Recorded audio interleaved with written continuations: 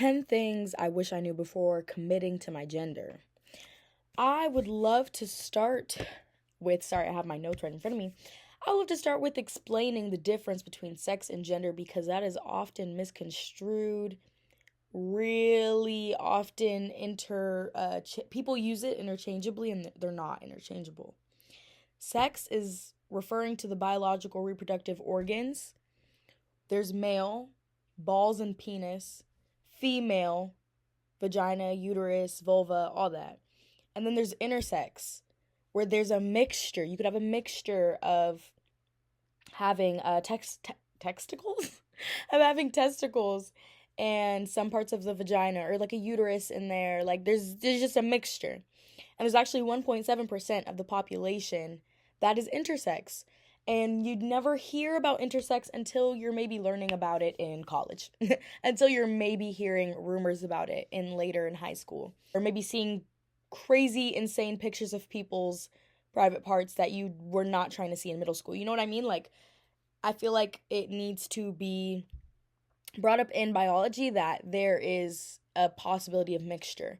Some people even choose to lean into one sex than the other. Maybe they might get some type of surgery so that their reproductive organs look more like male or look more female. But male, female, intersex. Then there's gender.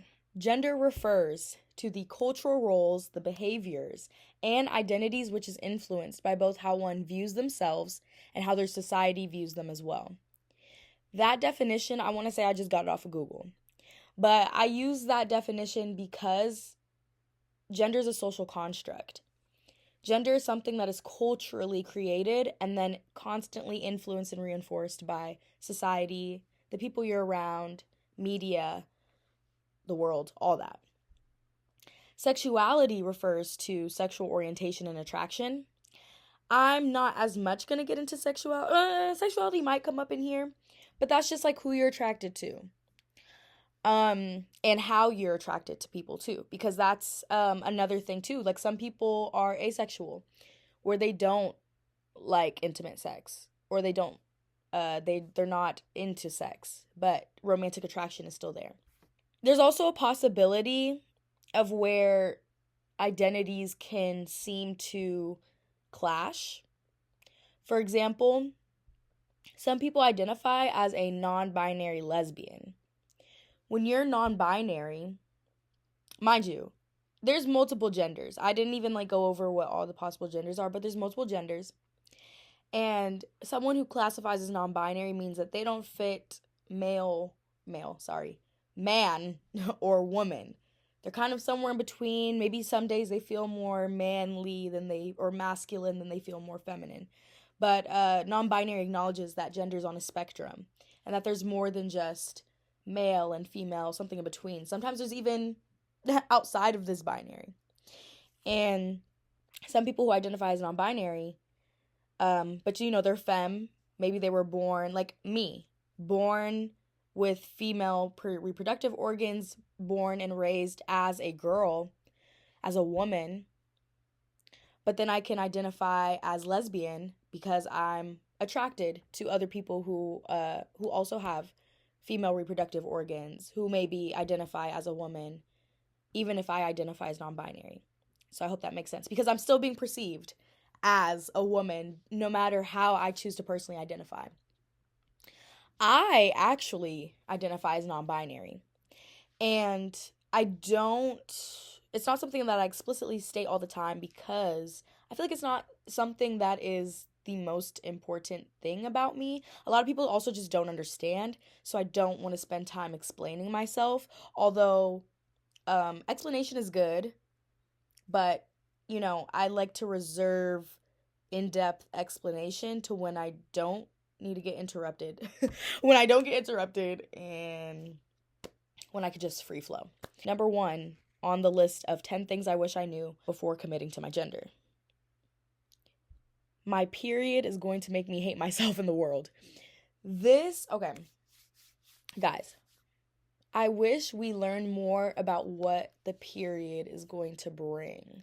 Like, you learn what the period is when you're younger. You learn that it can have impact on your hormones. But when you're younger and when you're learning about this, like I learned about it like elementary school.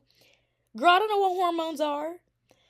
But my period, I didn't end up getting it until high school. Mind you, I'm learning about it in elementary, having friends who like got their periods in elementary, having friends who got their periods all throughout middle school, having friends who got it all throughout like or in the beginning of high school maybe, but I was more on the late side and I didn't get mine until I was 14. And once that hit, boom. I mean, obviously I was learning more stuff too, so the more you learn about the world, the more you may come to hate the world. But getting my period made me go into bouts of menstrual depression throughout my months, and I didn't know that was a thing until finally I peeped the pattern, or my mom was like, maybe you should start tracking it, or tracking when you feel this way. And I did, and I was like, oh, so it is slightly associated with my hormones being all over the place. Got you. Number 2. This one actually should have been number 1, but number 2. Men and boys are the same as you. We are all human, and I feel like we're being raised to think separately. We're being raised to view each other as separate, or view people who are opposite gender as separate than you, or that they have different ideals, they have different views, they have different feelings. They don't have feelings. I thought men didn't have emotions for a very long time. It wasn't until I gained straight guy friends that I was like, oh, y'all got feelings and you overthink in the same way that I be overthinking. That's just a small example, but I think we need to start conditioning our children, start conditioning people to view everyone as the same. Because then once we get into gender roles, some of them is just like, y'all, we don't need to be thinking in these backwards ass ways. Moving on. Sadiq, my friend Sadiq actually came up with this one, but we need to place more value on loving yourself and embracing individuality. And I think this is important in some aspects, as self-identity is important. Being able to define yourself is important. And it doesn't need to be defining yourself with the exact tools that are placed onto you. Just because I was assigned the gender woman doesn't mean I need to go around and try to affirm myself in woman if I'm not feeling that way. You know what I mean? And I think we need to give more space for people to research and look outside of what is given to them. Because embracing individuality means embracing confidence, means moving through the world with confidence. Moving on. Number 4, self-sacrificing is not necessary for mutual respect. So many women, especially Black women, are taught to be self-sacrificing in order to be respected, cared for, paid attention to. And there's been so many times in my life where I have fell into too many people-pleasing tendencies, and I push my own needs aside for other people. And I've mostly witnessed this in Black women. I've mostly witnessed this in women. But we don't need to do that. We don't need to do that.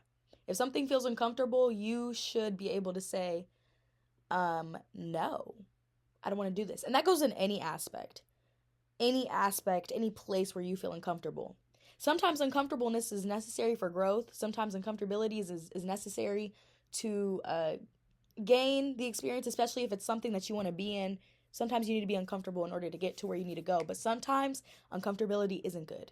And your gut, your body, other people will let you know if that uncomfortability is something that you need to take seriously and get yourself out of. 5, some amount of self-exploration is important before committing to someone else in both intimate and romantic situations.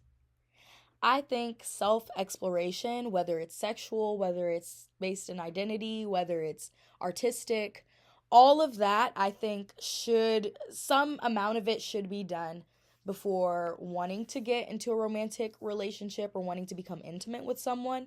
I think knowing yourself a little bit first allows you to be able to communicate better about what your needs are. And when you don't got the language, it's a lot harder to communicate. You know what I mean? So this is like another thing on self-exploration, but Had to put that in there twice. Number 6. You don't need to dumb yourself down in order to make men feel comfortable.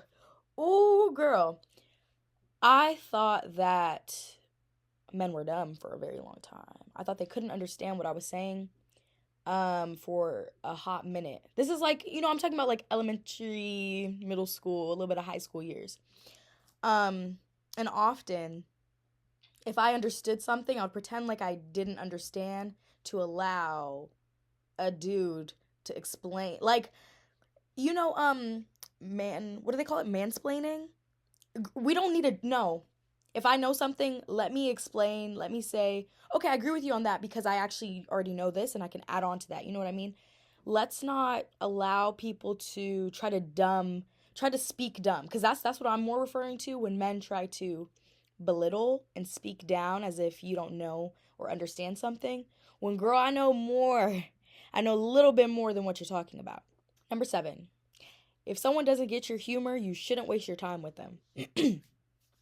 Too many times I've been placed or I place myself into circles where actually I don't really mess with y'all like that, or I don't really fuck with y'all. But because it's like, I don't know, I think this kind of goes into like the self-sacrificing way.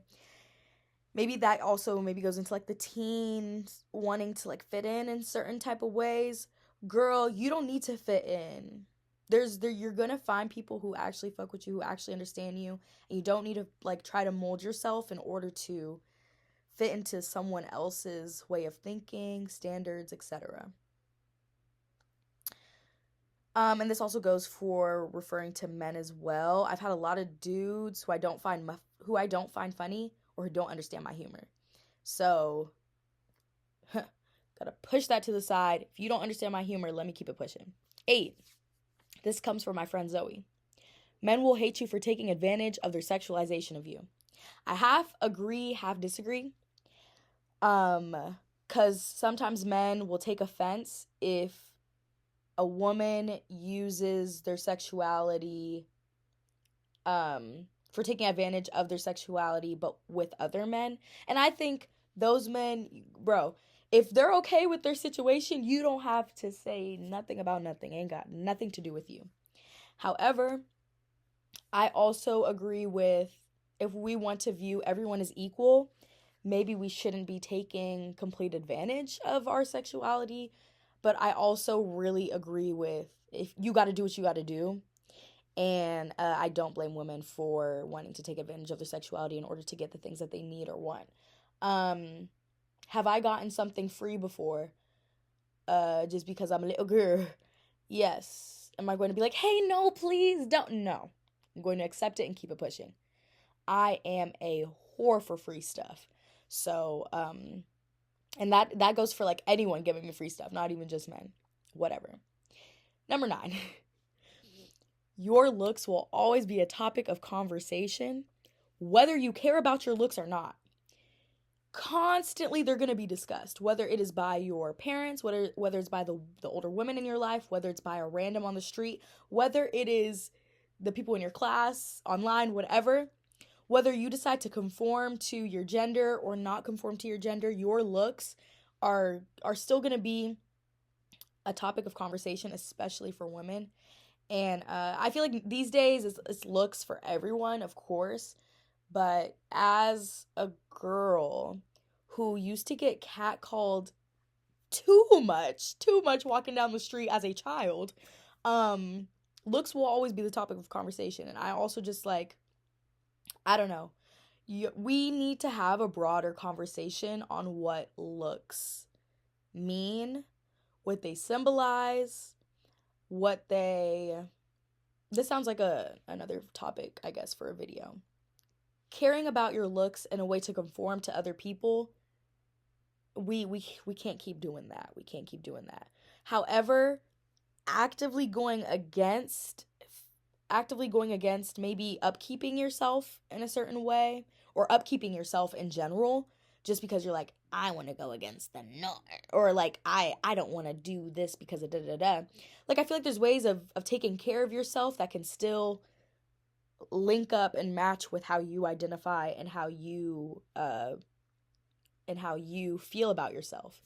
I don't think everyone needs to be prim and proper all the time, but I also think that being able to embrace how you look and what you prefer on your body and your face and whatever can help with self-confidence times 10. Times 10. Number 10. Women will not be for women all the time, and that's okay. Not every bitch is a girl's girl.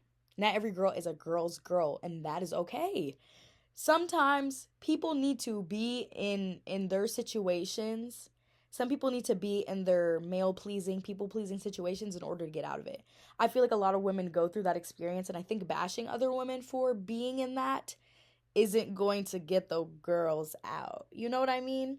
I think it's a little backwards. It's a little backwards to be on another girl's butt because she is still in her male pleasing bag and is very inconsiderate of other women. It's never your job to inform other women about their tendencies. However, I think if you're friends with someone and you care about someone and you see them being weird, you should call it out and be like, hey, you do this and I think it's harming your life, your relationships in this way. If you really care about someone, you would help them. Otherwise, cut her off. Cut her off. Cut her off. It's okay to cut people off. I feel like I went through everything and I went through it kind of seamlessly.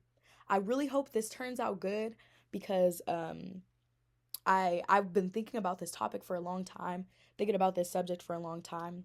Thank you so much for joining me. That's all I have. I have to go to work now. Peace.